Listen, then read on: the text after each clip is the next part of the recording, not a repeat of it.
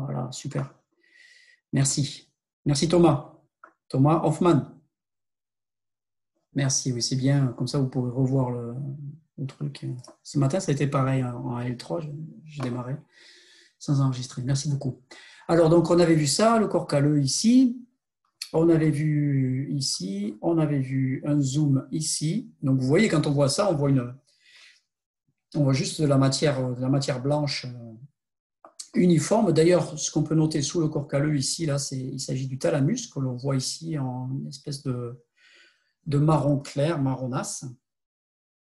Mais ça, c'est dû à l'état du cortex. Au-dessus, enfin l'état de la matière grise, pardon. Et ici, au-dessus, on voit un bout du cortex. D'ailleurs, en gros plan, on peut en profiter pour voir ça. Voilà, peut-être que ça. Hein. C'est la vraie couleur. Hein. C'est une espèce entre le gris et le marron clair. Voilà. Et tout le reste, c'est de la matière blanche. Donc, quand on voit ça, ça a l'air assez insignifiant. Hein, ce petit passage entre les deux, ce petit pont entre les deux hémisphères. Et quand on voit l'ensemble du corps calleux, ben, ce petit pont entre les deux hémisphères, il correspond à ce passage ici, qui était couplé dans un plan sagittal, hein, le plan ici tracé par mon curseur, par le curseur de ma souris. Donc ici, hein, on voyait juste la languette qui était ici au milieu, là. Et en fait, le corps calleux, il se projette. Hein, on voit énormément de fibres à gauche et à droite. Il se projette, on dirait un énorme chou-fleur.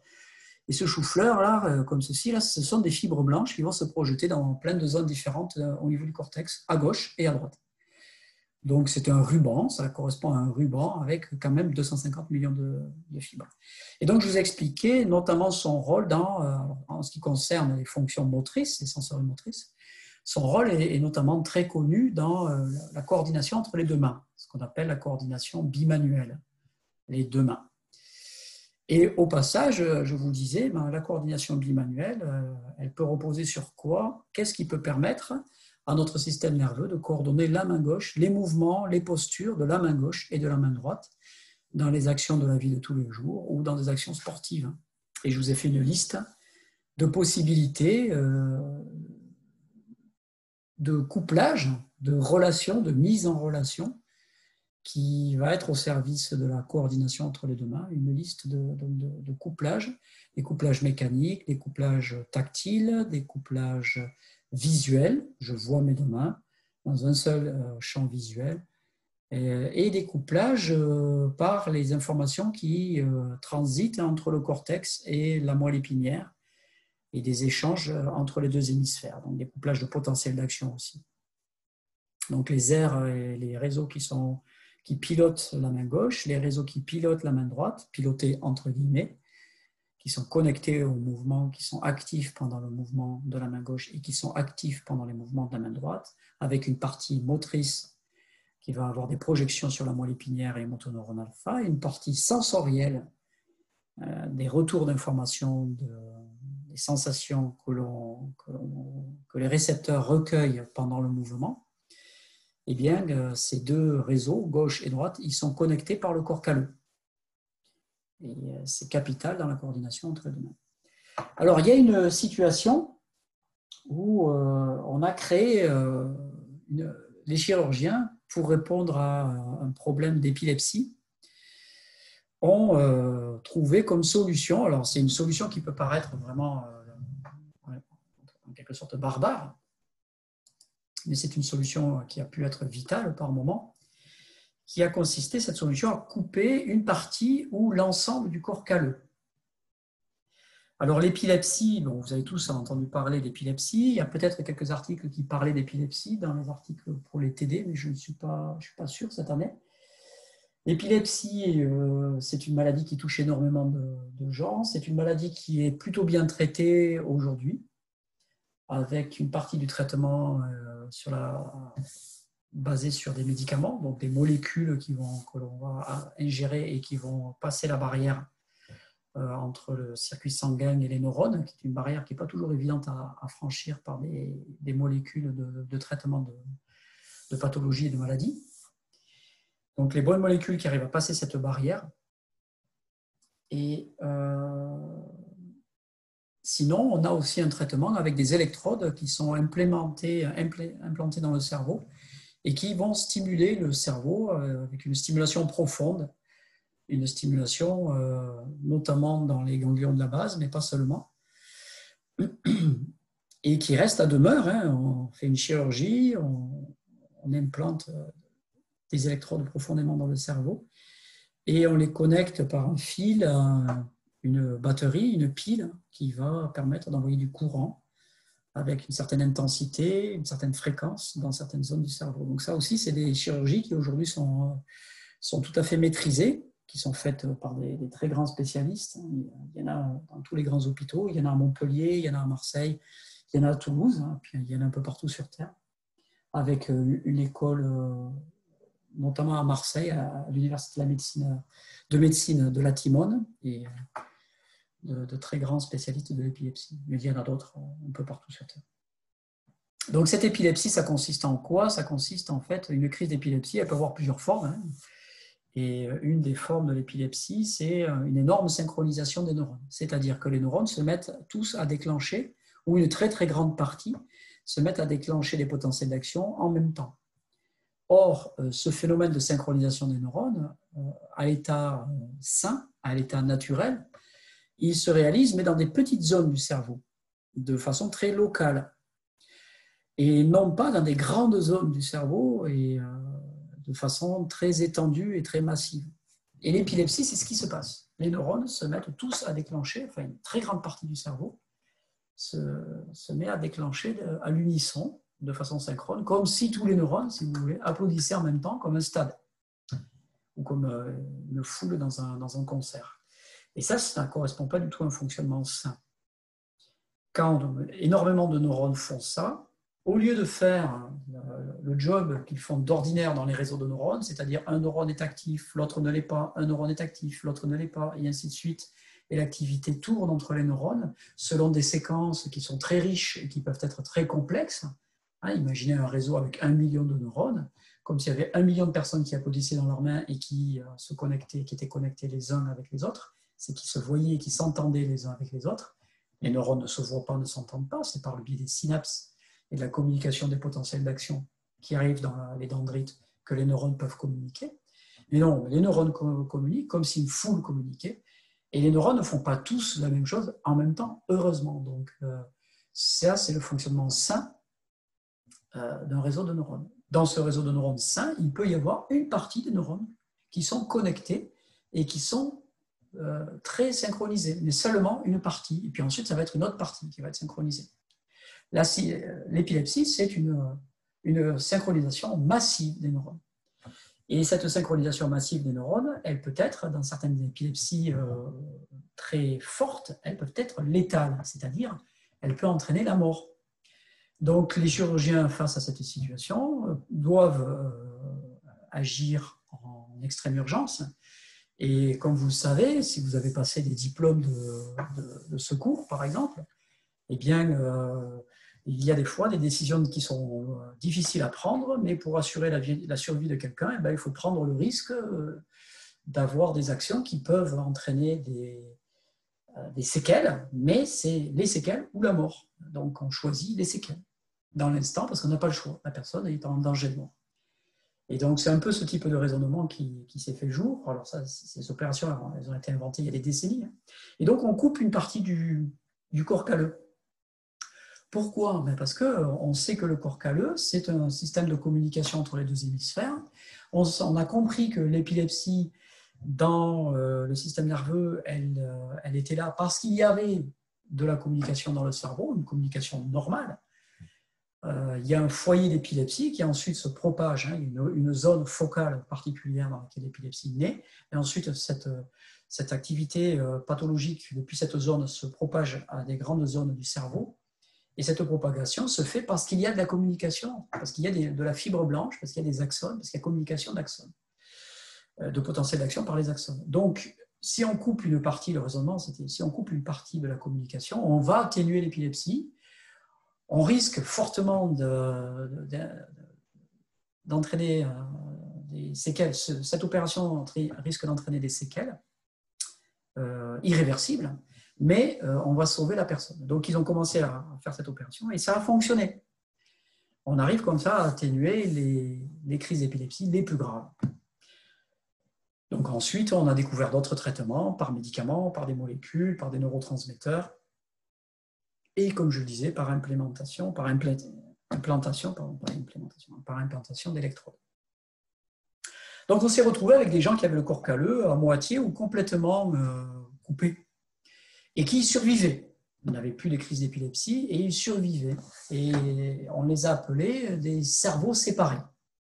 Ces personnes, donc des cerveaux séparés, c'est une traduction littérale d'une expression anglaise qui est split brain. Split, to split, ça veut dire séparé, séparé en deux. Et donc, on appelait ces patients, après l'opération, split brain patients, des patients au cerveau séparé. Et on s'est intéressé à tout un tas de choses. On s'est dit, bon, ils survivent à ça, ils ont subi cette chirurgie pour les sauver. Maintenant, on va leur demander s'ils sont d'accord pour participer à des protocoles de recherche divers, à cause du fait qu'ils ont le corps calleux séparé. Comment ils arrivent à vivre? Comment c'est possible de vivre ça? Qu'est-ce qui marche? Qu'est-ce qui ne marche pas? Et on a étudié notamment la coordination entre leurs deux mains. On s'est dit, bon, ben voyons, qu'est-ce qui est possible? Alors ça a été des études dans les fins des années 70, début des années 80. Et on s'est rendu compte, donc, il y a des études tout à fait accessibles et pas très compliquées à comprendre.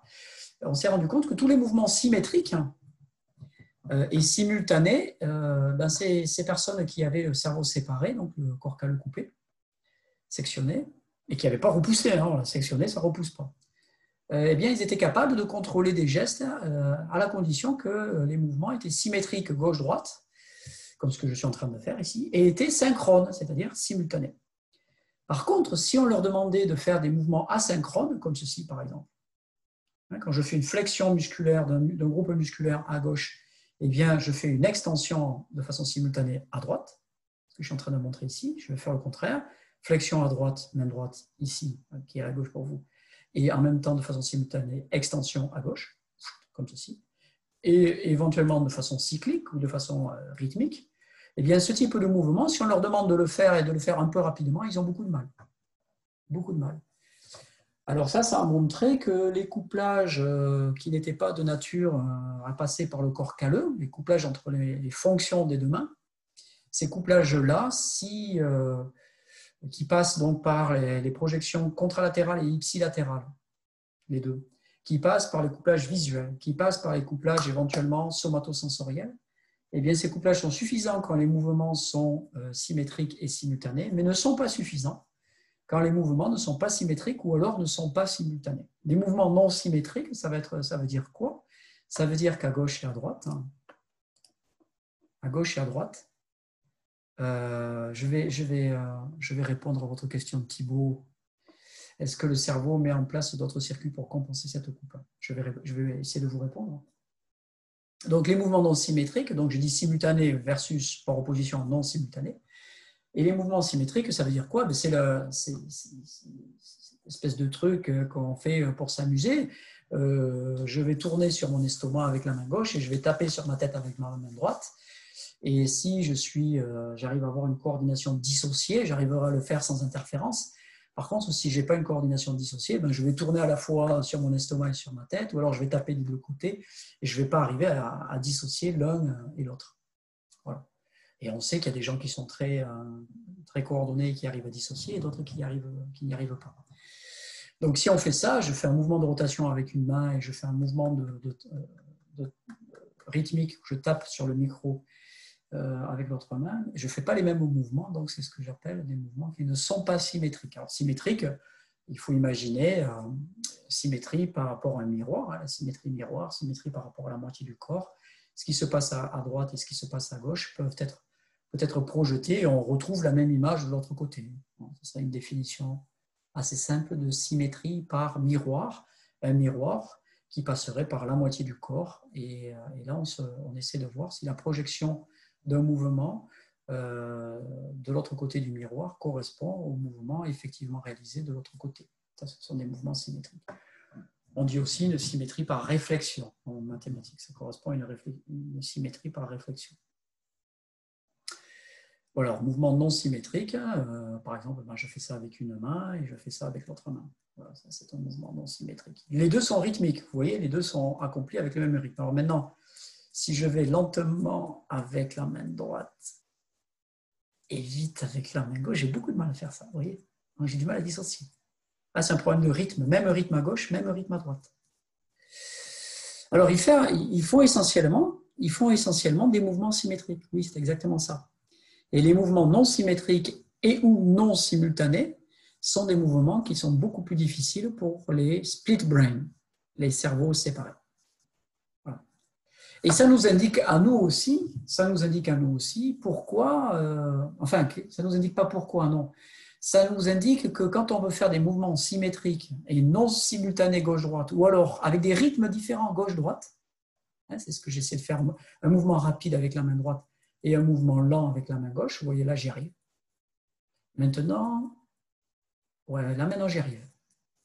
C'est curieux, si je démarre avec un mouvement seul de la main droite très rapide, pas de mouvement de la main gauche, et je commence à bouger lentement la main gauche, là j'y arrive. Tout à l'heure, je n'y arrivais pas. Donc il y a des conditions initiales, le point de départ du mouvement qui compte. Enfin, c'est des choses qui sont passionnantes et qui sont assez compliquées, et qui sont très intéressantes à étudier, et qui sont relativement simples à étudier.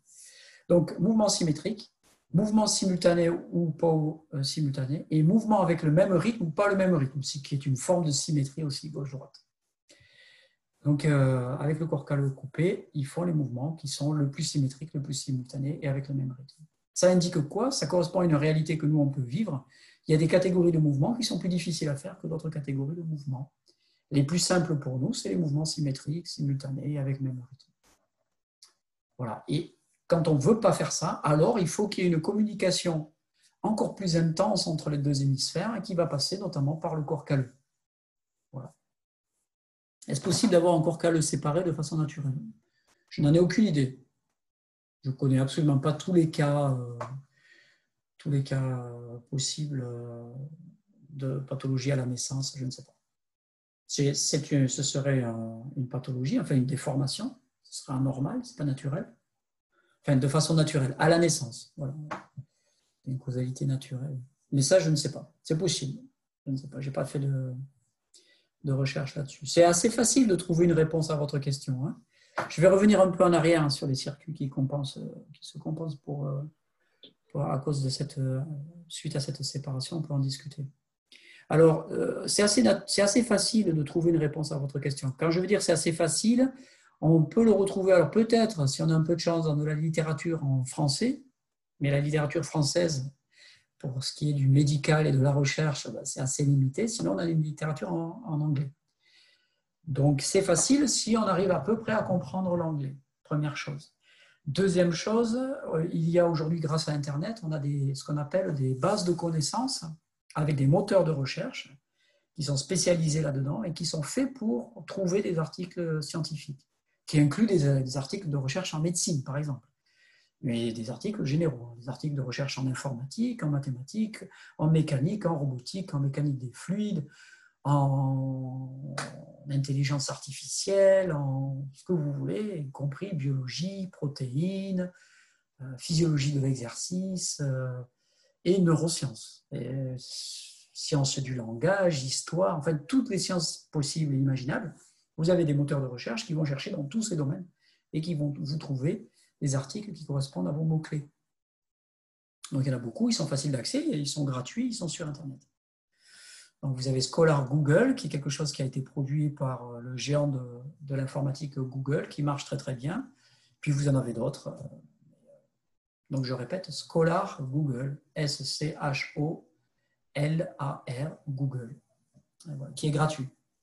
Donc, et qui marche très très bien, puisque tous les informaticiens qui travaillent pour Google sont de très très très très bons informaticiens. Qu'on aime ou qu'on n'aime pas les grandes entreprises américaines du numérique, en dehors de toute considération économique, politique, géopolitique, sécuritaire, de vidéosurveillance que l'on peut débattre, eh bien, Google a des informaticiens qui sont très très forts, vraiment très très très forts, et ils ont établi des méthodes qui permettent à des moteurs de recherche d'être très puissants. Voilà, avec des solutions qui sont extrêmement rapides et qui sont hallucinantes de réponse.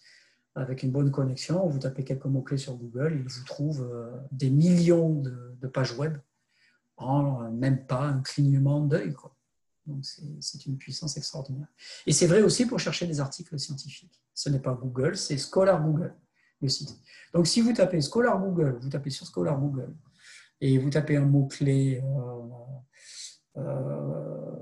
corps calleux naturel, vous essayez en français, il va trouver quelques articles en français, vous essayez de trouver l'équivalent en anglais, il faut peut-être modifier un peu les mots-clés, ben vous allez voir s'il y a des gens qui, à la naissance, sont nés sans corps calleux. Donc, c'est pour ça que je disais que la réponse est assez simple. Mais ça peut vouloir dire qu'il parfois, moi, quand je cherche pour mon travail de chercheur, quand je cherche quelque chose sur ces moteurs de recherche, des fois, je passe 10 minutes, un quart d'heure, une demi-heure, 3/4 d'heure, 1 heure, des fois plus que ça. Et ça peut être parfois une partie importante dans un projet de recherche d'arriver à avoir un tour d'horizon des articles de ce qu'on appelle l'état de l'art, l'état des connaissances en 2020. Sur une question, ça peut prendre du temps. Voilà. Mais ça fait partie de notre travail. Si vous voulez faire un master, vous aurez à faire ce genre pour le projet de master, pour le mémoire de master. Vous avez ce genre d'état de l'art à réaliser et vous apprenez à faire ce genre de choses. Vous pouvez le faire dès aujourd'hui, ce n'est vraiment pas très compliqué. Callous body interruption. So how is it called that? How is that called then? Compensating circuits linked with callous body interruption. Monsieur Thibault Monnier, il m'envoie des messages en privé, tiens. Oh, on peut les partager avec tout le monde, ça n'a pas de problème. Hein. Ça ne pose pas de problème, pardon. Voilà. Alors, est-ce qu'il y a compensation? Qu'est-ce que je sais sur la question? Ce que je sais sur la question, alors il y a une réponse générale à votre question et je ferai une réponse générale. Oui? Une réponse générale. On sait qu'il y a notamment ce qui est connu, ce sont des compensations perceptives. Des compensations perceptives. Quelqu'un qui perd la fonction, par exemple, somatosensorielle, à cause d'une bactérie, à cause d'un virus, à cause d'une lésion, à cause d'un choc, mais qui garde la fonction visuelle, va pouvoir effectuer ses mouvements sous contrôle visuel.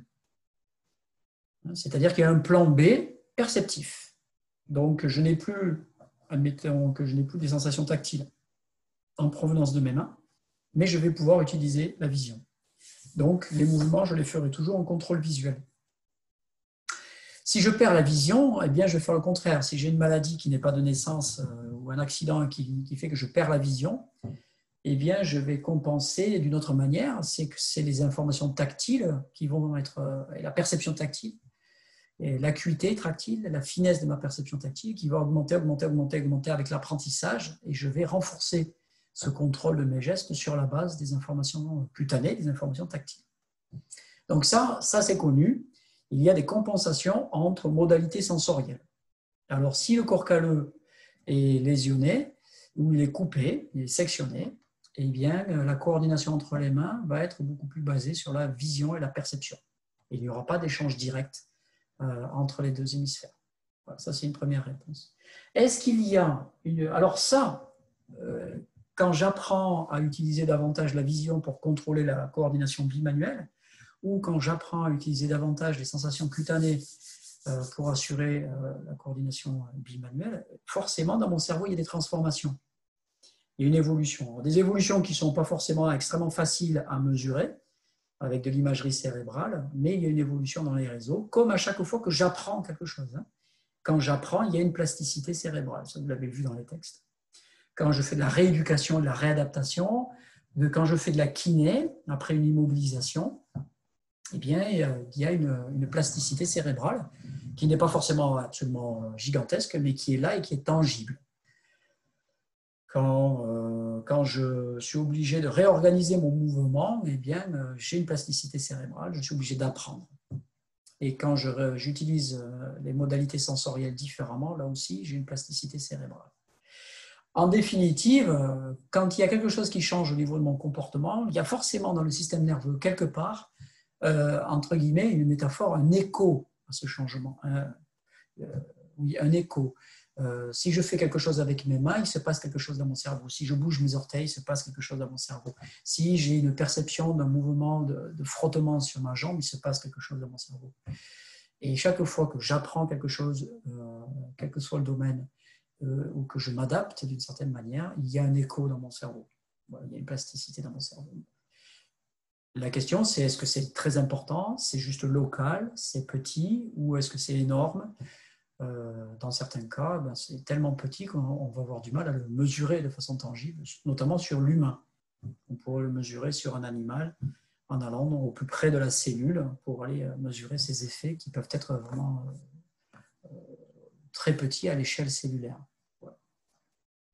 Voilà pour la plasticité. Donc voilà, corps calleux, coordination entre les mains. On a fait tout un petit chapitre là-dessus. Donc on en avait parlé la dernière fois. J'ai répété certaines des informations cette fois-ci. J'en ai ajouté d'autres. Alors, ça fait plus d'une demi-heure, par exemple, cet après-midi. Donc c'est un chapitre important de la motricité, la coordination entre les mains. Et là, on a une entrée particulière à travers corps calleux, épilepsie, découpage du corps calleux, mais ça nous a permis d'ouvrir un petit peu la boîte de Pandore de la coordination bimanuelle. Et il y a une littérature considérable sur le sujet. On a étudié la coordination bimanuelle dans toutes les pathologies. Parkinson, concussion, alors concussion en français, c'est les traumatismes crâniens, par exemple en rugby, en boxe, en football, ou dans les accidents de la vie quotidienne, les accidents de la route. Et puis dans cancer, tumeur cérébrale, épilepsie, on a étudié la coordination bimanuelle dans ces différentes pathologies pour voir comment elle était dégradée, comment elle était conservée. Voilà, donc c'est un cas très, très important, puisque la coordination entre les mains fait partie de notre vie de tous les jours, et dans les applications sportives, fait aussi un rôle extrêmement important.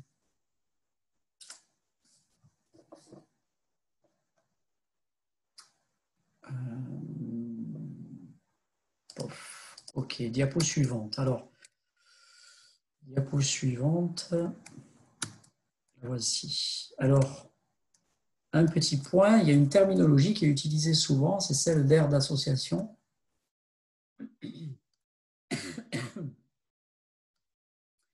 Et donc, par exemple, on va parler d'aire motrice et d'aire sensitive ou sensorielle, et on va parler à côté de ça d'aire d'association. Alors ça va nous permettre de faire un petit point important.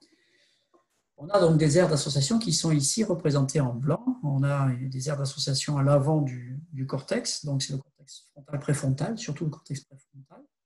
On a des aires d'association dans le cortex temporal, et on a des aires d'association dans le cortex pariétal, qui est ici. Alors, les aires d'association dans le cortex pariétal, j'en ai déjà parlé. Ce sont notamment ces aires d'association entre les modalités sensorielles. Le cortex pariétal, rappelez-vous, reçoit des entrées qui viennent du système auditif, du système visuel et du système somatosensoriel, et c'est une zone de fusion, de convergence anatomique. Les projections convergent vers cette zone-là, et les réseaux de neurones à l'intérieur de l'aire pariétale, une bonne partie d'entre eux, se chargent d'assurer la fusion, l'intégration entre ces différentes entrées sensorielles. C'est donc une aire d'association. On associe un son avec une image et avec une information tactile. Par exemple, si je tape sur la table, comme je le disais dans un cours, je vois ma main qui tape sur la table, j'entends ma main qui tape sur la table, et je sens avec mes sensations cutanées ma main qui cogne sur la table, et je sens même dans tout mon bras le choc, puisqu'il y a un choc mécanique qui est important, et je sens mon bras qui vibre à chaque fois que je tape. Donc mon cortex pariétal se charge de mettre ensemble ces différentes informations, et il se charge aussi de décider si ces différentes entrées sensorielles font partie du même événement ou fait partie d'événements distincts. Et c'est très important puisque Si notre cerveau ne fait pas ça, alors il va associer des choses qui ne doivent pas être associées, qui font partie d'événements distincts, et ça va poser des problèmes fonctionnels importants. Il y a quelqu'un à côté de moi qui tape sur la table, et je vois ma main qui bouge mais qui ne tape pas sur la table, mais je vais associer de façon dysfonctionnelle les mouvements de ma main et le bruit que fait la personne à côté de moi. Et ça va me poser des problèmes parce que, en fait, ce n'est pas une information qui est juste sur les mouvements que sont en train de faire ma main. C'est faux, c'est la main du voisin. Donc il faut bien qu'il y ait une adaptation au monde réel, une confrontation du système nerveux au monde réel pour associer ce qui doit être associé et ne pas associer ce qui ne doit pas être associé. Sinon, mon cerveau se mettrait à fusionner tout et n'importe quoi, et ce ne serait absolument pas fonctionnel, c'est-à-dire ce ne serait pas adaptatif, ça ne permettrait pas une bonne adaptation dans le monde. Donc on avait vu, et je le répète, deux règles importantes, c'est la simultanéité des entrées sensorielles, donc la synchronie des entrées sensorielles. Je dois voir et entendre et sentir de façon suffisamment synchrone pour associer, et aussi l'origine, la cohérence spatiale de l'origine aussi de ces informations sensorielles, c'est-à-dire qu'elles doivent venir d'une zone unique de l'espace. Si je vois et j'entends que ça vient de quelque chose, une stimulation, un événement dans le monde qui vient de ma gauche, et je tourne les yeux dans cette zone-là, j'ai entendu, je tourne les yeux dans cette zone-là, j'ai l'information visuelle qui vient de cette zone-là, j'ai l'information auditive qui vient de cette zone-là, mon cerveau l'intègre, il me dit il y a un événement, et il interprète ces entrées sensorielles, visuelles et auditives, comme venant d'un seul événement de là-bas, de la même zone. Si ça vient de zones différentes, je vais interpréter ça comme étant deux événements, et je ne vais pas confondre. Et ça, c'est vital. Ça, c'est vital. Alors, quand je dis c'est vital, pour nous, ça va être vital dans notre vie quotidienne, pas quand je suis au bureau en train de travailler, ce n'est pas forcément vital, c'est peut-être nécessaire, c'est peut-être utile, c'est peut-être une clé d'une performance, mais c'est peut-être pas ma vie qui est en jeu. Par contre, quand je suis dans la rue en tant que piéton, en tant que cycliste ou en tant que conducteur d'un véhicule, et qu'autour de moi, il y a plusieurs piétons, plusieurs cyclistes, plusieurs véhicules qui vont dans un sens, dans l'autre sens, ces capacités à associer des événements et à dissocier d'autres événements sont absolument capitales. Et si mon cerveau confond, eh bien, je vais avoir un comportement inadapté. Et là, ma vie risque d'être carrément en danger, en ligne de mire, et la vie des autres.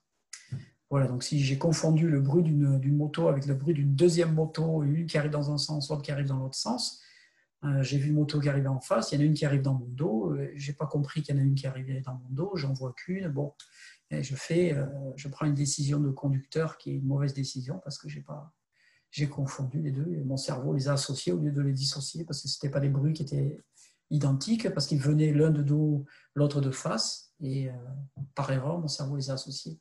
Ça peut arriver, ça peut être la cause d'erreurs importantes. Voilà, d'où l'intérêt de comprendre que le cerveau associe, mais que le cerveau aussi sépare, dissocie. Et qu'il fait ça selon des règles qui sont aujourd'hui bien connues, et il y en a essentiellement deux, la règle de synchronie et la règle de cohérence spatiale, c'est-à-dire d'origine spatiale unique des différentes stimulations. Si ces règles, la règle temporelle et la règle spatiale, ne sont pas satisfaites, alors le cerveau dissocie. Mais avec des marges d'erreur, avec quelques marges d'erreur. Le cerveau n'est pas un dissociateur ou un associateur parfait. Entre les deux, il y a une zone dans laquelle eh bien, il peut associer des choses qui ne sont pas exactement synchrones et des choses qui ne viennent pas exactement de la même zone de l'espace. Monsieur, Oui. vous pouvez répéter juste le nom des deux règles, la règle de synchronie. Il y a une règle temporelle et il y a une règle spatiale. Ok, et elles sont responsables de quoi les deux? Eh bien, c'est elles qui définissent les conditions dans lesquelles votre cerveau va associer ou au contraire, il va dissocier. D'accord. Alors, si j'essaie de vous le dire, je le dis vite, mais je le dis de plusieurs manières. Si j'essaie de schématiser ça, vous avez une règle ici spatiale Alors, j'ai dit la règle spatiale. J'essaie d'utiliser ce tableau-là. Je ne suis pas sûr d'y arriver très bien. Il y a la règle spatiale. Et puis, on va mettre un deuxième axe. Je vais essayer de mettre un deuxième axe. J'ai une règle spatiale et j'ai une règle temporelle. Voilà. Et j'ai une règle temporelle. Alors, je vais dépasser un peu tout ça. Sélection, voilà, c'est ça. Là, j'ai ma règle spatiale sur cet axe. Et là, j'ai ma règle temporelle sur cet axe. Là, je vais mettre le 0. Alors, je vais essayer de définir. Ah oui, c'est pas comme ça. Je vais essayer de définir 0 d'un côté, 100% de l'autre. Tiens, je vais faire comme ça. J'invente un peu au fur et à mesure. Enfin, j'invente pas. Hein. Ça, c'est des choses que je connais plutôt bien. Je fais pas mal de recherches sur l'intégration entre les sens. Ah oui. Mais je n'ai pas fait de recherche sur Zoom. Je ne sais pas exactement comment fonctionne Zoom. Ah, il m'embête. Il est où là le texte? Sélection, d'accord. Il est là. Il est là, je reviens dans le texte, ça doit être ça.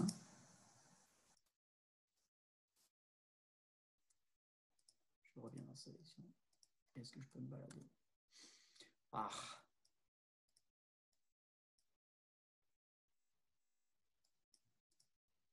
Temporel, c'est là. Ah, voilà, le voilà.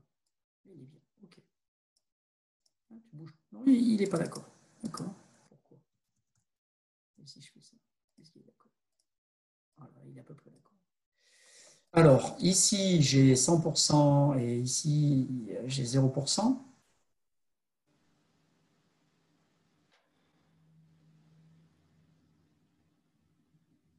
On voit ta grosse tête. Ok, donc je continue mon explication. Hein. Je ne me laisse pas trop distraire par vos blagounettes. Hein. Donc,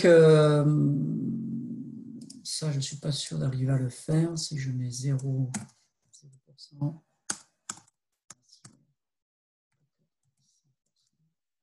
C'est intuitif. Et je le mets ici. Alors, je vais faire plutôt par contre le contraire. 0% ici. Et 100% en haut. On va tenter donc de comprendre cette règle spatiale et cette règle temporelle. Voilà.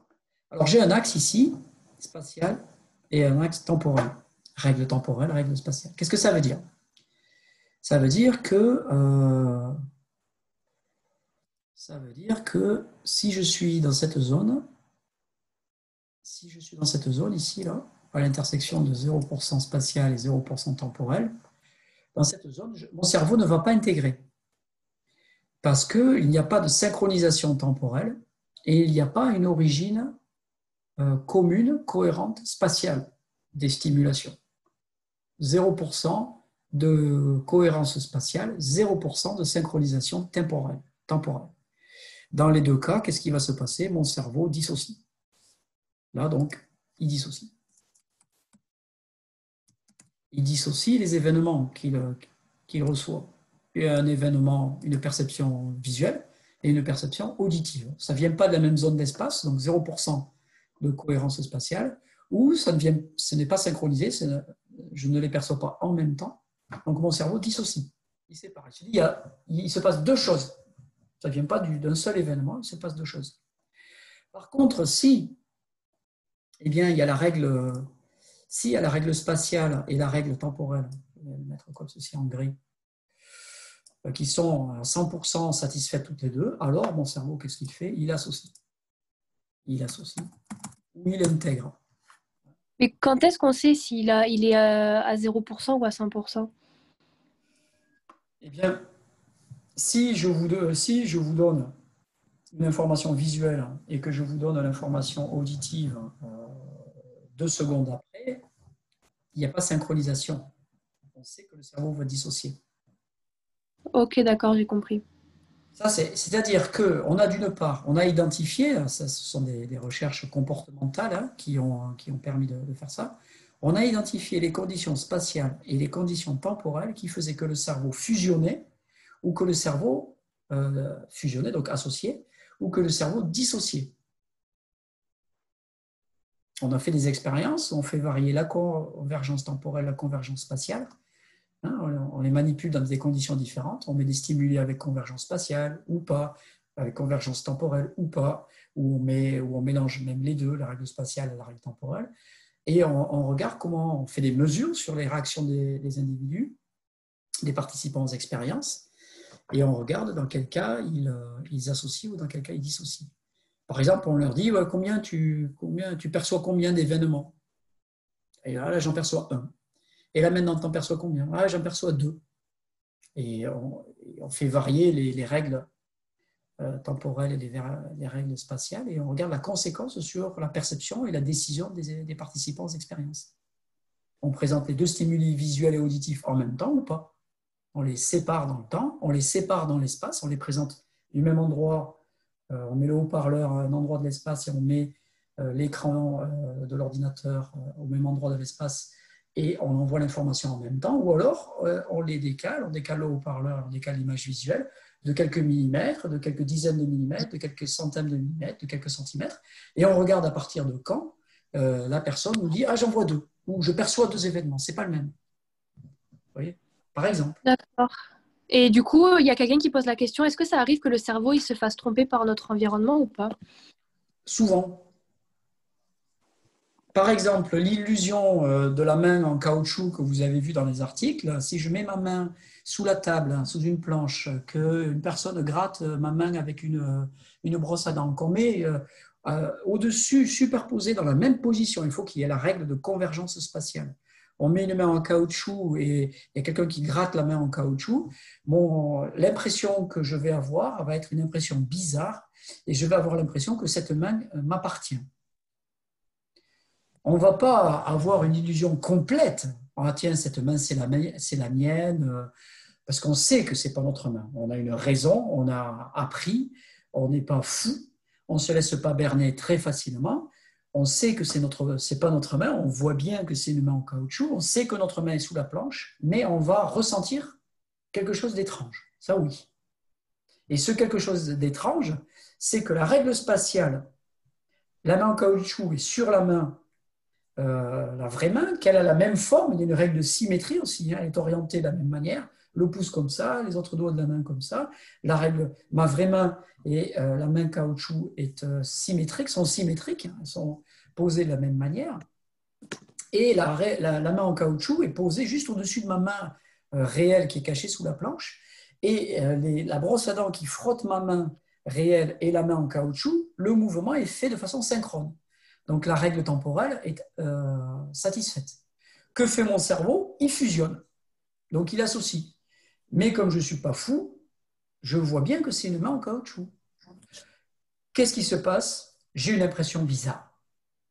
Je n'ai pas l'impression de devenir fou, mais j'ai quand même une impression bizarre. Et cette impression bizarre, c'est parce que mon cerveau est en train d'associer, mais une autre partie de mon cerveau est en train de dire « Oh là, là c'est évident, tu ne devrais pas associer. » Donc des fois, notre cerveau associe alors qu'il n'y a pas besoin, quoi. Et notre cerveau peut être piégé. D'accord. Alors, dans ce cas-là, il est à moitié piégé. Il est juste à moitié piégé. Oui, oui. Okay. Quand vous avez un ventriloque qui passe chez Patrick Sébastien ou je ne sais pas quoi, alors, enfin, Patrick Sébastien, c'est peut-être même plus votre génération, mais bon, autre chose.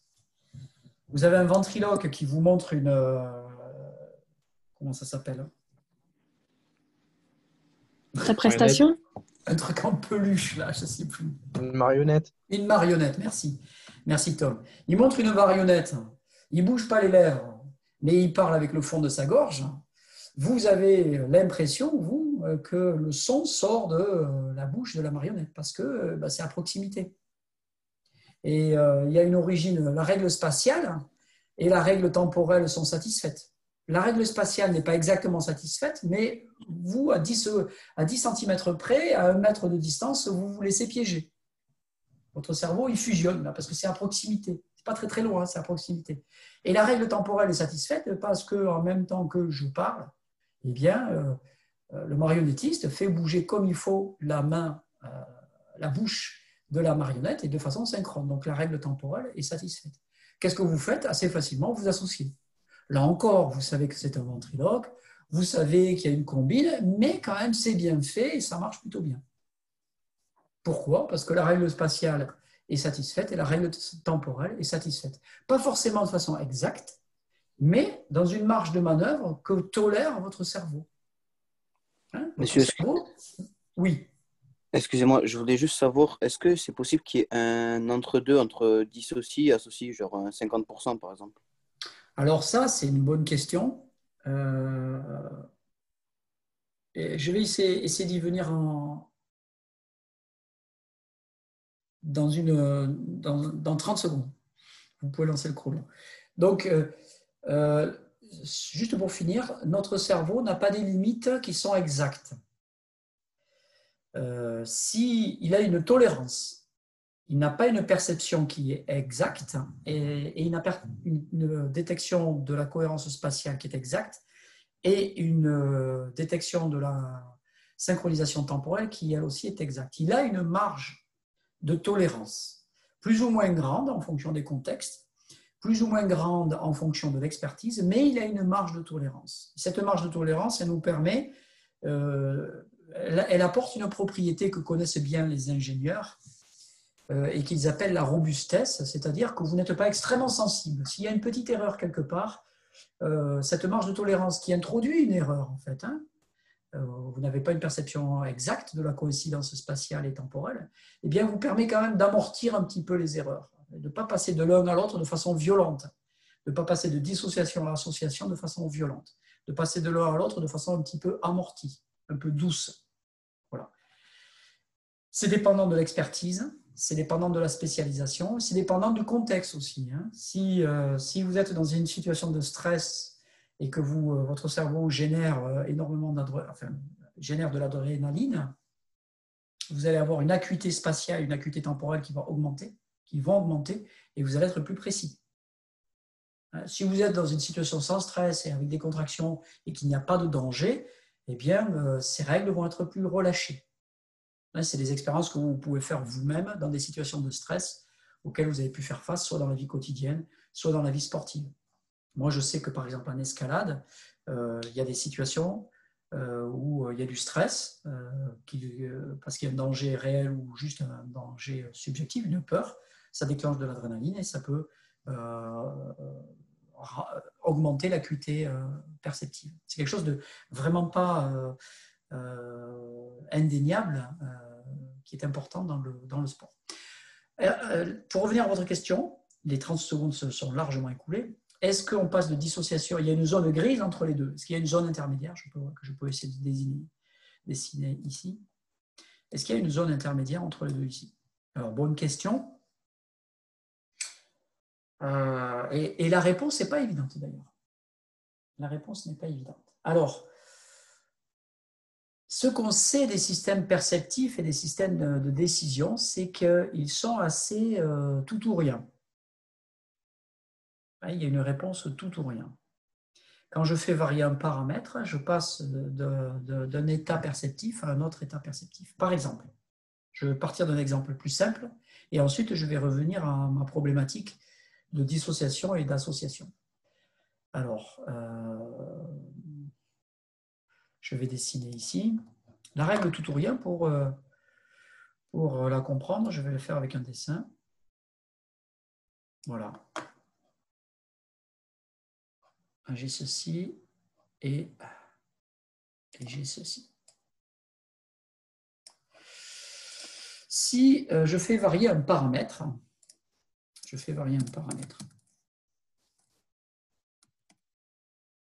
du stimulus sur l'axe ici, l'axe horizontal, et sur l'axe vertical, ici, sur l'axe vertical, j'ai la réponse. Ici, j'ai la réponse. Voilà, sur l'axe vertical, ici, je mesure la réponse. Exemple, on vous fait un test d'audition.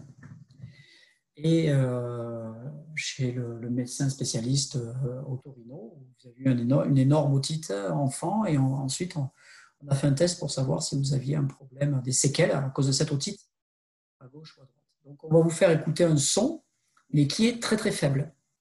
Et on va augmenter l'intensité du son. C'est le paramètre ici. L'intensité du son. Donc ici, je me remets là.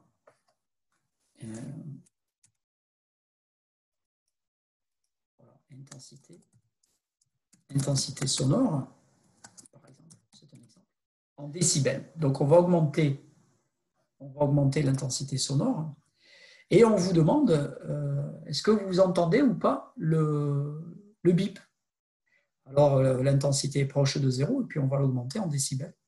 Au début, votre réponse, c'est la réponse A. On va le mettre ici, réponse A. Et la réponse A correspond à non, je n'entends rien. Et on vous dit, tiens, tu me dis quand est-ce que tu l'entends. Et votre réponse est, j'entends pas. Non, j'entends rien, j'entends rien, j'entends rien. Alors, un chat l'entendrait, mais pas un être humain. On a une acuité auditive qui n'est pas infinie, quoi, qui n'est pas extraordinaire pour un être humain, par rapport à certains animaux, notamment les chats.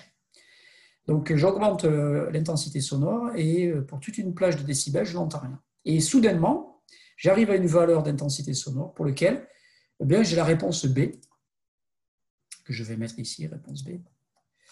La réponse B qui est « Ah, j'entends ». Et souvent, on observe ce type de courbe. C'est une réponse en tout ou rien, un fonctionnement en tout ou rien. J'augmente l'intensité et je passe de l'état « je n'entends pas » à l'état « j'entends ». Il n'y a pas d'état intermédiaire. Il n'y a pas d'état intermédiaire. C'est l'un ou l'autre. Donc, effectivement, on m'a demandé une réponse binaire. Alors, si on vous demande une réponse un peu plus subtile, du style, bon, si tu l'entends pas, tu me réponds j'entends pas. Si tu l'entends, tu me réponds j'entends. Si tu es entre les deux, tu peux me répondre j'entends, je suis pas sûr. Alors, les gens, ils vont vous dire, la plupart du temps, on répond j'entends ou j'entends pas, et on répond pas je suis pas sûr. Il y a certaines situations avec certaines tâches perceptives où on dit je ne suis pas sûr, mais la plupart du temps, c'est vraiment tout ou rien. J'entends ou j'entends pas. Qu'est-ce qui se passe dans la dissociation-association? C'est un peu la même chose. Il n'y a pas vraiment d'étape intermédiaire ici, de mélange entre les deux. On va passer soit d'une réponse je dissocie, soit quand j'augmente la cohérence temporelle et ou la cohérence spatiale, j'associe, réponse B. Il existe des cas de figure où vous allez avoir un état intermédiaire, ça c'est clairement documenté dans certains cas de figure, où vous avez une réponse alternée, j'associe, je dissocie. Oui, on commence à avoir une réponse rythmique, une réponse cyclique. Et la personne, si on le met dans les bons paramètres intermédiaires temporels et spatial, elle va associer, dissocier, associer, dissocier, associer, dissocier de façon alternée dans le temps. Par exemple, pendant une seconde, elle associe, la seconde suivante, elle dissocie, la seconde d'après, elle associe, la seconde d'après, elle dissocie, etc. Et on a une alternance. Ça, c'est quelque chose qui est connu. Donc là, on met le cerveau dans une situation où on va le faire fonctionner de façon, on appelle ça un fonctionnement bistable. Bi, il y a deux stabilités, il y a deux états, et pas soit l'un, soit l'autre, de façon exclusive, mais les deux. Et dans ces cas-là, le cerveau, il fait une réponse alternée. Il va dire associe, dissocie, associe, dissocie, associe, dissocie. Ça, c'est très intéressant parce qu'on se rend compte que le cerveau, il fonctionne assez souvent de façon binaire. Il exclut. Il en exclut un ou l'autre. Et rappelez-vous, ça fait écho à ce que je vous avais raconté sur les réseaux de neurones. Les réseaux de neurones sont en compétition les uns avec les autres. Donc, il va y avoir un réseau de neurones qui se met à dissocier. Le même réseau de neurones a la possibilité de se mettre à associer. Et ces deux fonctionnements sont relativement exclusifs. Et si je me mets dans la zone de marge de manœuvre au milieu entre spatial et temporel, avec les bons paramètres, qui ne sont pas forcément à 50%, hein, ça peut être 20% et 30%, mais je trouve les bons paramètres, eh bien, je vais faire alterner mon réseau de neurones entre deux états, l'état qui répond associé et l'état qui répond dissocié. Et il va se mettre à alterner de façon cyclique. Ça, c'est quelque chose qui est relativement bien connu. Et donc, il y a vraiment eu cette exclusion entre les deux états. Ça, c'est particulièrement vrai dans le cas de la perception. Ce n'est pas vrai dans d'autres situations, mais dans le cas de la perception, c'est assez vrai. On a ces courbes ici, comme ceci. Vous voyez, comme c'est une espèce de S, si vous voulez. On appelle ça une sigmoïde en mathématiques. Il y a une fonction, c'est associé à une écriture, une expression mathématique. C'est une courbe très connue. Voilà. Et dans le cadre de l'intégration entre les sens, c'est aussi quelque chose qui est connu. L'intégration entre les sens, dissocié, sens séparé ou associé, intégré, fusionné, comme je le disais. Voilà, toutes ces expériences ont été réalisées en ce qu'on appelle la discipline scientifique, on l'appelle la psychologie expérimentale.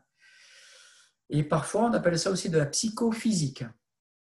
Il y a psychologie et physique en même temps, parce qu'on a une approche très expérimentale, très science dure des fonctionnements psychologiques, et il y a des résultats qui sont vraiment très, très intéressants et très reproductibles. Et vraiment, ça s'apparente à une étude de la psychologie, mais de la psychologie essentiellement, la psychologie de la décision, psychologie de la perception. Ça s'apparente à une science dure proprement dite. J'avais peut-être une autre question. Alors, le mal des transports, c'est pareil du coup. Y a-t-il des intervalles définis qui, dépassés, amènent le cerveau à dissocier? Ça arrive que le cerveau se fasse tromper par notre environnement. Ça, j'ai répondu. Je vais y revenir parce que j'avais pensé à un deuxième exemple. L'exemple qui est très connu, c'est celui des magiciens, entre guillemets, des prestidigitateurs, un mot qui est parfois difficile à prononcer, pour faire... notamment, ils se servent de ces problèmes d'intégration multisensorielle pour vous tromper. Mais pas seulement. Ils se servent aussi, ils piègent votre attention, votre système attentionnel, dont j'ai très très peu parlé, voire pas du tout parlé pendant ce cours. Le magicien, il utilise ses propriétés spatio et temporelles des stimuli, ses règles, ses deux règles, mais il utilise aussi l'attention, c'est-à-dire il va vous faire attention à quelque chose en vous regardant dans les yeux, en vous parlant, et pendant ce temps, ses mains vont faire autre chose, il a dévié votre attention pendant 500 millisecondes, pendant une seconde, et c'est grâce à ça qu'il fait son problème. Donc c'est un peu, il vous trompe, mais pas seulement sur la base perceptive. Est-ce qu'il y a des intervalles définis qui, une fois dépassés, amènent le cerveau à dissocier? Alors, Avik, votre question est très bien. J'ai une petite remarque au niveau de l'orthographe et de la syntaxe, ce qui n'est pas vraiment le problème ici. Le problème fondamental, c'est le sens de votre question, qui est très bon. Par contre, au niveau de l'orthographe et de la syntaxe, blague à part, ça fait un petit peu mal aux yeux, ça pique un peu les yeux. Alors, est-ce qu'il y a des intervalles définis qui, s'ils sont dépassés, amènent le cerveau à dissocier? Oui. Mais ce ne sont pas des intervalles qui sont universels. C'est-à-dire que si c'est entre la vision et l'audition, ça ne va pas être les mêmes intervalles que si c'est entre le toucher et l'audition, par exemple. Donc, il n'y a pas des intervalles de temps qui sont universels. Mais oui, ces intervalles ont été étudiés. Alors, ils ont été étudiés. Il y a un cas qui va vous intéresser, c'est le cas de la télévision, par exemple. Quand on a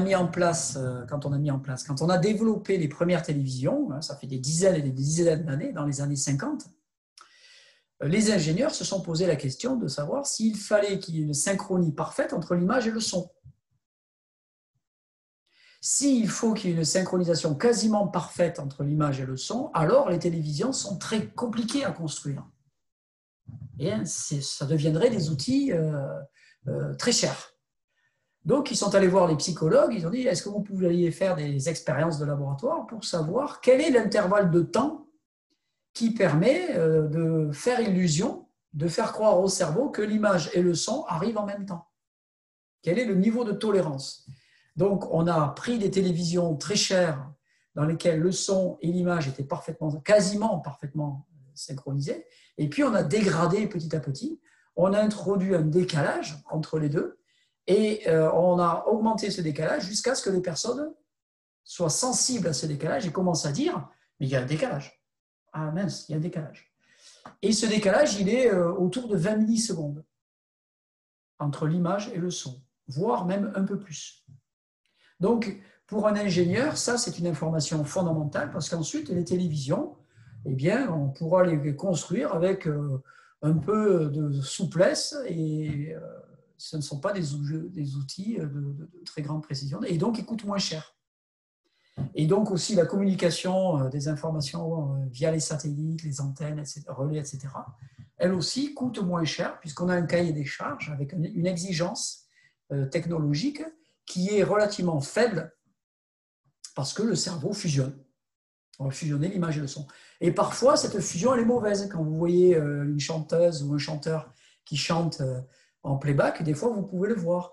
Quand vous voyez une comédie musicale, un film avec une comédie musicale et que la chanson a été réenregistrée en post-synchronisation en studio, ou alors que c'est carrément une autre chanteuse ou un autre chanteur qui a chanté à la place de l'acteur parce que cet acteur ne savait pas chanter, chantait comme une casserole, vous voyez un léger décalage entre l'image et le son. Vous pouvez le percevoir. Voilà. Parce que le seuil de 20 millisecondes et un peu plus de 20 millisecondes entre le son et l'image, au niveau de la parole, ce seuil-là a été dépassé. Voilà. Et c'est des seuils qui sont à peu près similaires d'une personne à l'autre. Alors, le mal des transports, c'est un peu plus compliqué. Mais alors, pourquoi je dis que c'est un peu plus compliqué? Parce qu'une partie de la cause du mal des transports est connue, mais une partie n'est quand même pas connue, puisque la même personne parfois peut être malade et parfois elle n'est pas malade. Et on ne sait pas toujours pourquoi elle est malade dans certaines situations et pas le lendemain dans les mêmes situations. Alors, l'interprétation des mal des transports la plus classique, c'est un décalage temporel entre des entrées sensorielles ou un décalage spatial.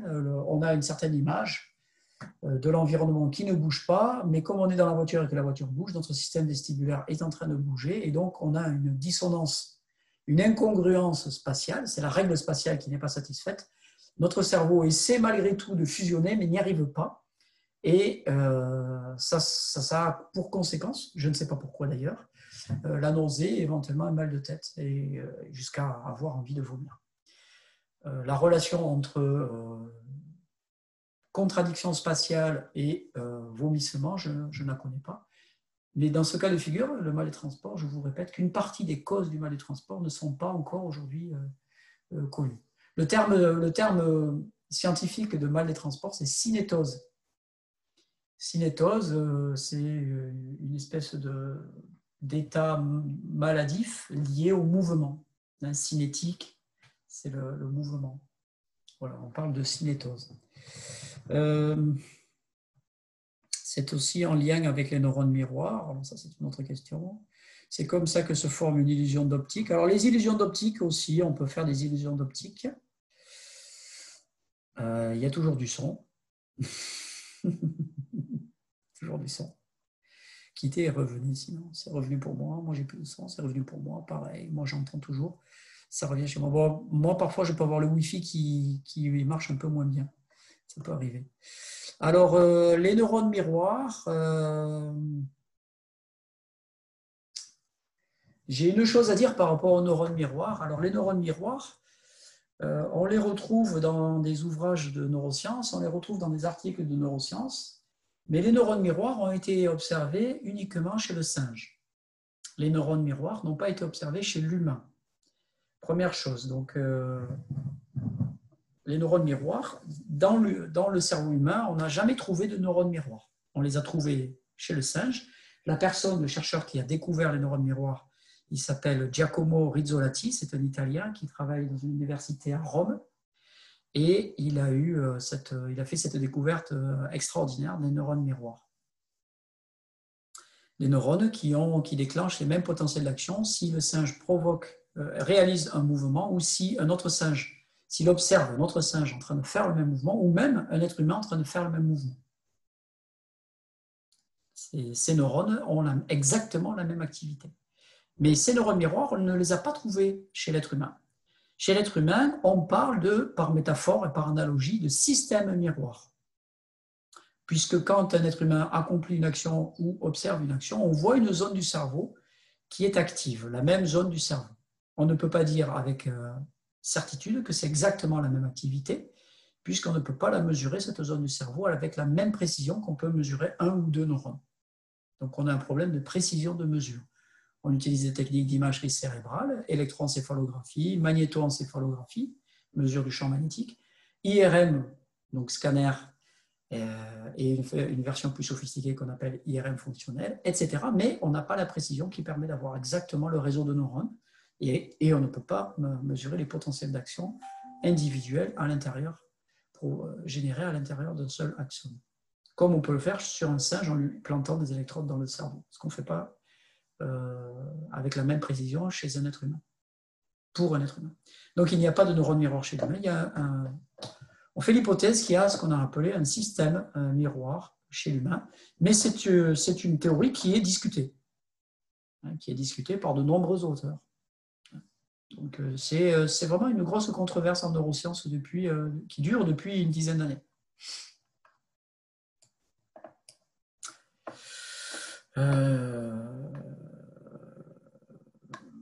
Je vois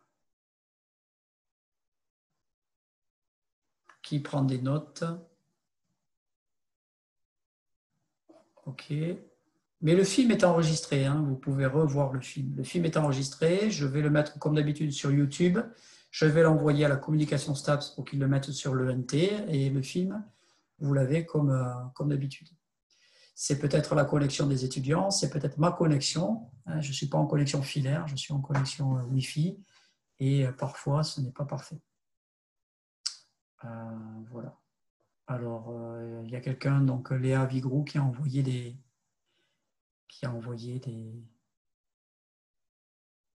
des informations sur l'épilepsie et sur d'autres choses.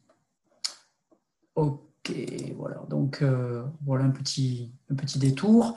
Ça vous permet de faire le lien avec les articles sur l'intégration multisensorielle, sur les théories de l'incarnation et désincarnation du corps, sortie du corps, sur l'illusion de la main en caoutchouc, sur ces genres de choses-là. Tout ça parle d'intégration multisensorielle et tout ça constitue des exemples de l'application de la règle spatiale et de la règle temporelle. En quelque sorte, ce sont des lois qui sont assez universelles et puissantes qui dirigent le fonctionnement du cerveau. Donc c'est très intéressant.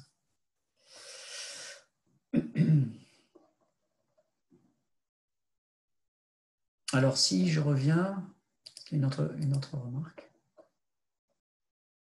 Ok, donc revenez, hein, je vous encourage à revenir sur le film, à revoir des passages du film, de ce passage-là. Donc, on était sur les aires d'association et là, on a continué sur le travail sur les aires multisensorielles. Alors, il y a des conséquences, hein, je ne vais pas trop m'étendre là-dessus, mais il y a des conséquences pratiques. Hein. Si vous voulez faciliter l'apprentissage, il vaut mieux jouer sur plusieurs modalités sensorielles que sur une seule. Vous pouvez jouer, quand vous faites une démonstration pour faire apprendre quelque chose à un enfant, vous pouvez jouer sur l'image, vous pouvez jouer sur le son, vous pouvez jouer sur l'expérience tactile, et vous pouvez jouer sur ces différents éléments en même temps. Ça ne peut qu'aider l'enfant à apprendre la coordination, à apprendre le timing, à apprendre le tempo d'une action.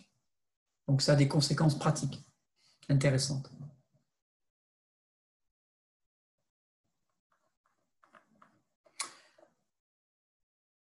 Voilà. Est-ce que vous avez d'autres questions à ce propos ?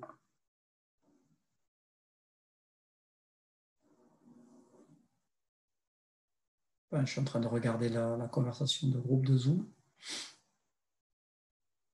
Non, pas d'autres questions. Il y a une très grosse littérature sur l'intégration entre les sens, l'intégration multisensorielle. Moi, à titre personnel, j'ai travaillé sur cette question-là et j'ai encadré 2 thèses de doctorat sur cette question-là depuis ces 10 dernières années. Et il y a énormément de littérature.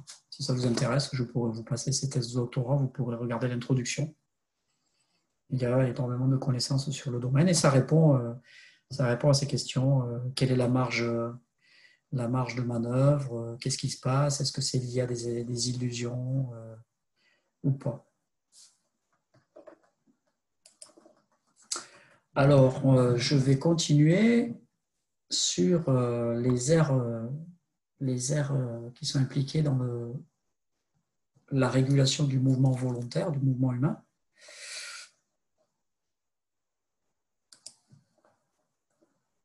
Vous pouvez nous l'envoyer par mail, votre thèse de doctorat. Non, ce n'est pas la mienne, c'est celle. Moi, c'était pas sur l'intégration multisensorielle, c'était celle de 2 étudiants qui s'appelaient Grégory Zelic,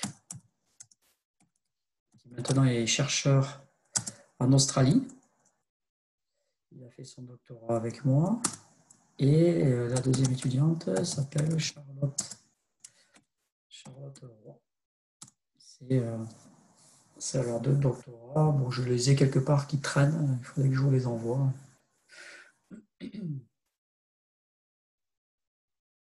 Ou alors vous pouvez chercher sur Internet. Vous pouvez peut-être les trouver.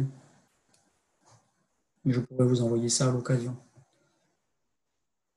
Il faudra me les redemander par email. Si ça vous intéresse, comme ça je prendrai le temps. Alors, on va voir un petit peu quelques éléments supplémentaires sur le système cortical moteur. Alors, le système cortical moteur, on a vu jusqu'à maintenant, très rapidement, on a vu le cortex moteur primaire, qui est ici en rouge, et en jaune, on a vu le cortex prémoteur, qui est ici en espèce de vert bleu, là, l'aire notée 6, et on a l'aire motrice supplémentaire, ici en rouge, notée 8, l'avant du cerveau, l'arrière du cerveau. Oui, il y avait quelqu'un qui posait une question, je n'ai pas répondu. Est-ce que cortex pariétal et aire pariétale, c'est la même chose? Oui, on va dire que c'est la même chose. On va dire que c'est la même chose. Quand on parle de lobe pariétal, on parle d'anatomie. Quand on parle d'aire pariétale, on parle plutôt de fonction, mais ce n'est pas une distinction très importante. On n'a qu'à dire que c'est la même chose. Ce n'est pas gênant. C'est vraiment pas important. Donc, aire motrice supplémentaire, aire prémotrice, aire motrice primaire, à l'avant du sillon central, ce sillon qu'on appelle le sillon central, et à l'arrière du sillon central, on a l'aire somatosensorielle primaire, c'est-à-dire l'aire qui va accueillir, héberger tous les réseaux de neurones qui s'occupent de la perception somatosensorielle. Donc là, vous avez plein d'autres aires qui sont représentées que je n'ai pas notées. Donc, on a le cortex primaire, moteur primaire. On a l'aire 1, 2 et 3 qui sont des somatosensoriels primaires. Et on a l'aire du prémoteur. Et puis, on a aussi l'aire ici, cortex pariétal postérieur. Voilà, ici. Alors, je vais zoomer en arrière, ces différentes zones sont associées à d'autres zones, d'autres aires du cerveau qu'on a déjà vues. Les ganglions de la base, le thalamus, le cervelet, et puis la moelle épinière et le tronc cérébral aussi. Donc tout ça, c'est notre système somatosensoriel, c'est notre système sensorimoteur. Voilà. Donc on a vraiment un système qui est le système sensorimoteur, c'est un système énorme. Hein. C'est un système qui est vraiment colossal, qui est énorme, qui héberge des milliards de neurones. Et ce système, de façon étonnante, il est impliqué. Il est très distribué, il se situe dans des zones très différentes, très distantes les unes des autres dans le système nerveux. Et il est impliqué même dans des mouvements qui sont d'apparence des mouvements simples. Voilà. Et ça, c'est une notion sur laquelle je vais m'arrêter un petit peu, c'est une notion qui est très importante. Et alors, je vais vous montrer, voilà, ce système ici. Là. Voilà. Je vais m'arrêter là-dessus pour illustrer ça et on va finir le cours d'aujourd'hui là-dessus. Je vais mettre en plein écran. Et ensuite, je reviendrai sur les diapos précédentes pour vous développer un autre propos. Mais là, je vais me centrer là-dessus. Donc, la question que je suis en train de poser, c'est on a d'un côté des définitions spontanées, intuitives, entre guillemets, naturelles ou culturelles qui font partie de notre culture, de mouvements qu'on va percevoir comme des mouvements simples.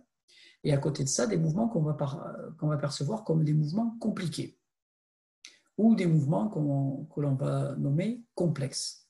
Donc des mouvements simples et des mouvements complexes. Ça, c'est une distinction que l'on va faire un petit peu tous les jours. Et c'est une distinction que l'on fait très souvent en STAPS, dans les cours de STAPS. Et je vais essayer de battre en brèche l'évidence d'une telle distinction. C'est-à-dire quoi? C'est-à-dire que cette distinction entre les mouvements simples et les mouvements complexes, elle paraît évidente à notre intuition. Un mouvement simple, ça va être quoi? Ça va être un mouvement, par exemple, comme ceci. Je fais des flexions devant vous ici. Je fais des flexions et des extensions de mon index au niveau d'une seule articulation, d'une seule phalange qui s'appelle l'articulation métacarpo-phalangienne. Ici, voilà, juste cette articulation. Je fais une extension, une flexion, une extension, une flexion. Vous allez me dire, de façon évidente, ça, vous le catégorisez comme étant un mouvement simple. Maintenant, si je vous dis un salto arrière et que vous n'êtes pas gymnaste, vous allez me dire, ça, c'est une action complexe. Si vous êtes gymnaste, vous allez me dire, un salto arrière, ce n'est pas une action complexe.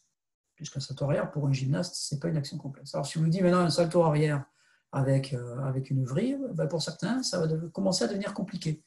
Pour un gymnaste de très haut niveau, ça reste quand même quelque chose de simple. Alors, il va falloir faire un double salto arrière avec éventuellement une vrille, 2 vrilles, et on va se rapprocher des difficultés les plus grandes qui sont effectuées aujourd'hui par les plus grandes gymnastes et qui sont extraordinaires. Et là, vous arrivez à la dernière difficulté et elle va vous dire, oui, ça c'est un mouvement complexe. Donc, on voit 2 choses. Un mouvement simple, perçu comme simple par tout le monde, et un mouvement qui est perçu comme simple par les uns, parce qu'ils ne sont pas experts, et parce qu'ils sont experts, excusez-moi, et compliqué pour d'autres parce qu'ils ne sont pas experts. Donc, on voit que cette notion simple, complexe, est une notion qui repose en partie sur ce que la personne est capable de faire, et donc qui repose sur l'expertise. C'est donc une notion relative, dans notre façon de l'utiliser. Et jusque-là, je vous parle juste de notre façon intuitive de l'utiliser. On ne fait pas de la science, on ne fait pas des mathématiques, on ne fait rien de rigoureux, c'est juste notre intuition à nous et notre façon de catégoriser les choses. Alors c'est une notion donc relative. Et là, je vais vous dire donc ce mouvement identifié comme simple d'un point de vue pratique, puisqu'on est capable de le faire, tout le monde est capable de le faire, et on est capable de le faire sans effort. Et quand toutes ces conditions sont réunies, alors on dit c'est simple. Parce que je suis capable de le faire et je suis capable de le faire sans effort. Ça ne me coûte rien d'un point de vue effort. Je peux le faire longtemps. Je n'ai pas à réfléchir, je n'ai pas à faire tellement attention. Donc, je catégorise ça comme étant simple. Maintenant, on va regarder ça différemment. Qu'est-ce qui se passe dans le cerveau, dans le système nerveux, quand je fais un mouvement simple comme ça? Bien, ça, c'est quelque chose qui a été très bien étudié. Ça a été très bien étudié parce que c'est facile pour le chercheur à étudier. C'est pratique. Un salto arrière, en neurosciences, c'est très difficile à étudier, voire impossible. On ne peut pas faire d'imagerie cérébrale pendant un salto arrière. Ça, on ne sait pas faire, parce qu'on n'a pas les outils de mesure développés pour faire ça. Par contre, on peut mettre quelqu'un dans un scanner, l'IRM, et mesurer l'activité de son cerveau pendant le mouvement de l'index autour de l'articulation métacarpo-phalangienne. Alors, on demande à quelqu'un, dans un scanner, de bouger de façon rythmique son doigt. Et puis, on prend 10 personnes, 15 personnes, et on demande de faire ça pendant 10 minutes, un quart d'heure, et on enregistre le mouvement. Et qu'est-ce qu'on voit? Quelles sont les zones qui sont actives dans le cerveau? Je répète, la consigne, c'est bouge de façon rythmique ton doigt. Et plus précisément, maintiens un rythme constant. C'est-à-dire qu'on demande non seulement de faire un mouvement, mais aussi de produire un rythme. Donc, il y a une composante temporelle, qui est quelque chose de peut-être un peu plus compliqué que juste bouger. Et là, on voit toutes les aires qui sont sur cette diapositive qui sont actives. L'aire motrice supplémentaire, le cortex prémoteur, le cortex sensorimoteur, c'est-à-dire moteur primaire et somatosensoriel primaire, le gyrus temporel supérieur, vous avez ici les abréviations, le cervelet, cerebellum en langue internationale en anglais, les ganglions de la base, GB, qui ne veut pas dire Gosbo, le cortex pariétal postérieur et aussi une zone au cœur du cerveau qui s'appelle l'insula. Tout ça, c'est actif quand vous bougez de façon rythmique votre index. Qu'est-ce que ça veut dire? Ça veut dire, vous avez aussi des motoneurones sensoriels, des motoneurones moteurs dans votre moelle épinière et aussi des neurones sensoriels qui captent les informations sensorielles cutanées pendant que vous êtes en train de bouger et les informations des fuseaux neuromusculaires. Donc tout ça est actif pendant que vous bougez votre doigt. Le réseau donc qui est impliqué, il est immense, il va de la moelle épinière jusqu'à toutes ces zones dans l'encéphale et toutes ces zones dans le cortex. Donc ça recrute des millions et des millions de neurones, uniquement pour faire un mouvement d'oscillation du doigt. Donc, le mouvement du doigt, nous le percevons comme un mouvement simple. Mais le système qui produit et qui régule ce mouvement, ce système-là, lui, n'est pas simple du tout. Il est extrêmement compliqué. Et littéralement extrêmement compliqué. Des millions de neurones interconnectés dans des zones distantes à l'intérieur du cerveau. Donc, un mouvement simple, du point de vue des neurosciences, n'est plus du tout un mouvement simple. Ça devient un système compliqué. Et ça, c'est très contre-intuitif.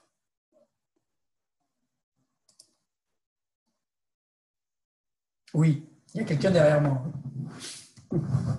C'est Mathieu. Mathieu, il a fini l'école et ça vous a fait peur.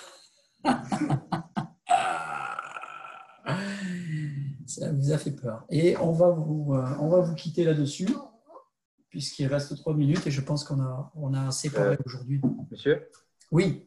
J'avais juste une question sur le salto arrière en gym. Avec la méthode FDG-PET qu'on avait vue pour la taille des pierres, qui permettait d'avoir une imagerie cérébrale de Tiger en action. On ne peut pas faire ça pour un salto arrière? Non. Ah. Non. Aujourd'hui, l'imagerie cérébrale pour des mouvements qui engagent l'ensemble du corps est très, très, très limitée. Alors, impossible dans un scanner, impossible. Forcément, un scanner, c'est un tube où le corps rentre tout juste, donc on ne peut pas trop bouger. Le problème essentiel, c'est que la tête va bouger. À partir du moment où la tête bouge, on va faire des erreurs sur la mesure importantes, c'est-à-dire qu'on va attribuer une activité dans une zone alors qu'en fait elle est dans la zone d'à côté, mais c'est juste le cerveau qui a bougé. Et si on met des électrodes sur la tête, on peut faire des choses un peu plus avec des mouvements un peu plus importants, mais là aussi on a quand même des problèmes parce que les électrodes à la surface du crâne, on va essayer de les attacher assez solidement avec un filet, avec un casque, mais on va quand même avoir des mouvements parasites des électrodes à la surface de la peau et ça va introduire des erreurs de mesure. Voilà, donc ça reste difficile. On a réussi à faire un peu des enregistrements pendant de la marche, mais c'est vraiment la limite. Oui, alors un salto arrière, on en est vraiment très loin, quoi. On pourrait essayer, hein, on pourrait essayer de faire quelque chose, et puis on n'arriverait pas à apprendre énormément de choses, quoi. Parce que pour pouvoir mesurer le cervelet, vous voyez ici, là, on a mesuré les ganglions de la base, le cervelet et d'autres zones qui sont en profondeur, le gyrus temporal supérieur, l'insula, et ça, il faut l'IRM fonctionnel. Il faut un scanner pour mesurer en profondeur. Avec de l'électroencéphalographie, on ne peut pas mesurer ces choses-là.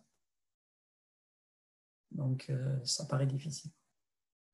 Mais, voilà, votre intuition de qu'est-ce qui est simple, qu'est-ce qui est complexe, maintenant vous savez que ce n'est absolument pas si évident. Qu'on a un système biologique qui est très compliqué, qui va piloter, générer des mouvements d'apparence simple. Mais ces mouvements, ils n'ont rien de simple en fait. Ils n'ont rien de simple. On a un outil nerveux très sophistiqué qui génère ces mouvements d'apparence simple. Et c'est très curieux. Pourquoi la nature utilise des solutions d'apparence aussi compliquées pour faire quelque chose d'apparence aussi simple? C'est vraiment étonnant. C'est vraiment étonnant qu'on soit obligé de faire appel à des réseaux aussi énormes pour faire des choses aussi simples que générer du timing, générer un temps régulier avec une seule articulation, c'est-à-dire un muscle fléchisseur, un muscle extenseur qu'on va activer de façon rythmique et régulière. Pourquoi autant de neurones? Pourquoi? Eh bien, on n'a pas de réponse à cette question aujourd'hui. Question importante, question intéressante. Comme dans une expérience des textes, mais c'est un peu pareil. Hein. La méthode des traceurs nucléaires, c'est-à-dire des traceurs atomiques hein, qui ont comme des isotopes. Par exemple, une technique qui s'appelle en français TEP, tomato émission de positron, PET, positron emission tomography. C'est une mesure spatiale basée sur l'émission de positrons. Eh bien, on a des problèmes aussi de mouvement. Quoi. qui sont plus ou moins aigus en fonction des techniques, mais il y a des mouvements qui sont tellement importants qu'on ne peut pas le faire. Voilà, et les réactifs, les traceurs nucléaires, les isotopes. Je vais vous laisser et je vous souhaite une bonne journée. Je vous souhaite bon courage pour cette semaine. On a des TD qui reprennent, je crois, la semaine prochaine. Vous rendez le travail dans les délais habituels. Si vous voulez les rendre avant, vous les rendez avant. Et sinon, vous avez toujours la même règle qui s'applique. Je crois que c'est 48 heures avant. Merci beaucoup, monsieur. Au revoir. Merci à vous. Au revoir. Au revoir, monsieur. Au revoir. Et au revoir. Merci, au revoir. Merci, au revoir. Au revoir. Salut.